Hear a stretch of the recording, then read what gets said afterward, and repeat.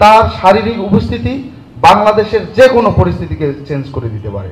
বর্তমান পরিবর্তিত প্রেক্ষাপটে বাংলাদেশের স্বাধীনতা, সার্বভৌমত্ব তথা গণতন্ত্র এবং বিশেষ করে বাংলাদেশের স্থিতিশীলতা যদি রক্ষা করতে হয়, তাহলে দেশনেত্রী বেগম খালেদা জিয়ার উপস্থিতি খুবই প্রয়োজন, খুবই দরকার। এই কঠিন সময়ে আমরা চাই আপনারা সবাই হাত খুলে, মন খুলে আশীর্বাদ প্রার্থনা করবেন।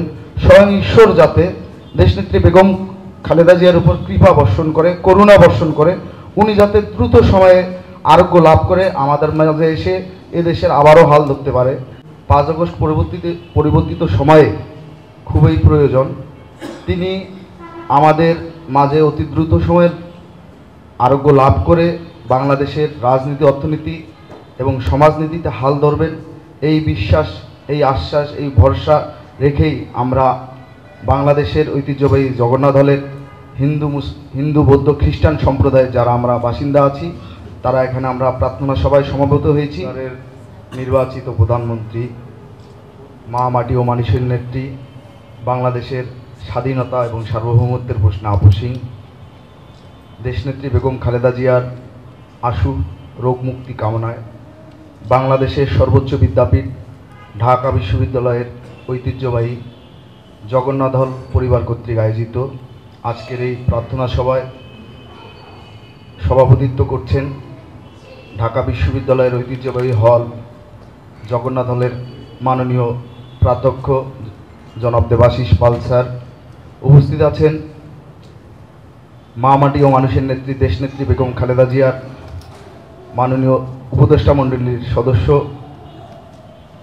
ঢাকা বিশ্ববিদ্যালয়ের স্বনামধন্য শিক্ষক জনাব সুকুমাল বড়ুয়া স্যার সহ ঢাকা বিশ্ববিদ্যালয়ের জগন্নাথ পরিবারের শিক্ষক মণ্ডলী, কর্মকর্তা কর্মচারীগণ এবং বিভিন্ন ধর্মের বর্ণের শিক্ষার্থীবৃন্দ, সবাইকে আমার ব্যক্তিগত পক্ষ থেকে এবং বাংলাদেশ জাতীয়তাবাদী ছাত্রদলের পক্ষ থেকে জানাই আন্তরিক কৃতজ্ঞতা।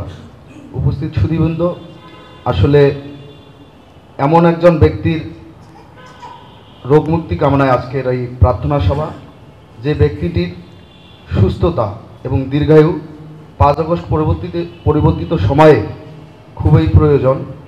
তিনি আমাদের মাঝে অতি দ্রুত সময়ের আরোগ্য লাভ করে বাংলাদেশের রাজনীতি, অর্থনীতি এবং সমাজনীতিতে হাল ধরবেন, এই বিশ্বাস, এই আশ্বাস, এই ভরসা রেখেই আমরা বাংলাদেশের ঐতিহ্যবাহী জগন্নাথ হলের হিন্দু বৌদ্ধ খ্রিস্টান সম্প্রদায়ের যারা আমরা বাসিন্দা আছি, তারা এখানে আমরা প্রার্থনা সভায় সমবেত হয়েছি।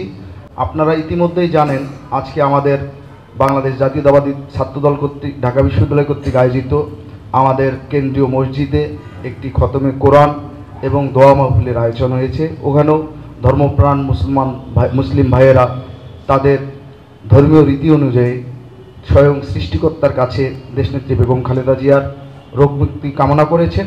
একই সাথে আমরা যেহেতু জগন্নাথ হলে আমরা হিন্দু বৌদ্ধ খ্রিস্টান সম্প্রদায়ের আমরা বাস করি, আমরাও দেশনেত্রী বেগম খালেদা জিয়ার এই আবেগের জায়গা থেকে, ভালোবাসার জায়গা থেকে আমরা আজকের এই প্রার্থনা সভায় সমবেত হয়েছি। আসলে দেশনেত্রী বেগম খালেদা জিয়া তার যখন থেকে তিনি রাজনীতিতে এসেছেন, তার আচার ব্যবহার দিয়ে তিনি এমন এক ব্যক্তিত্বের তৈরি করেছেন যে ব্যক্তিত্বের জন্যই আজকে দল, মত, ধর্ম, বর্ণ, গোত্র নির্বিশেষে সবাই তার জন্য মন খুলে দোয়া প্রার্থনা করছেন, আশীর্বাদ প্রার্থনা করছেন স্বয়ং ঈশ্বরের কাছে, স্বয়ং সৃষ্টিকর্তার কাছে। আমি বক্তব্য আর বেশি কিছু বলবো না, শুধু এটুকুই বলবো, আপনারা জানেন আগামী কিছুদিনের মধ্যে বাংলাদেশে একটি জাতীয় নির্বাচন অনুষ্ঠিত হবে। সেই নির্বাচনে আপনি, আমরা সবাই চাই দেশনেত্রী বেগম খালেদা জিয়া বাংলাদেশের এই নির্বাচনটি সাক্ষী হয়ে থাকুক। তার সশরীরে সুস্থ দেহের উপস্থিতি আপনি বিশ্বাস করবেন যে বিশ্বাস করতে আমরা বাধ্য, বা বাস্তবতাটাই এমন, তার শারীরিক উপস্থিতি বাংলাদেশের যে কোনো পরিস্থিতিকে চেঞ্জ করে দিতে পারে। এজন্যই আমি আবারও, যেহেতু আমি দেশনেত্রী বেগম খালেদা জিয়ার যে দল বাংলাদেশ জাতীয়তাবাদী দল বিএনপির একটি সহযোগী সংগঠনের দায়িত্বশীল পর্যায়ে আছি, আমি আপনাদের কাছে করজোড়ে অনুরোধ করব আপনারা মন খুলে দেশনেত্রী বেগম খালেদা জিয়ার জন্য আশীর্বাদ প্রার্থনা করবেন স্বয়ং ঈশ্বরের কাছে।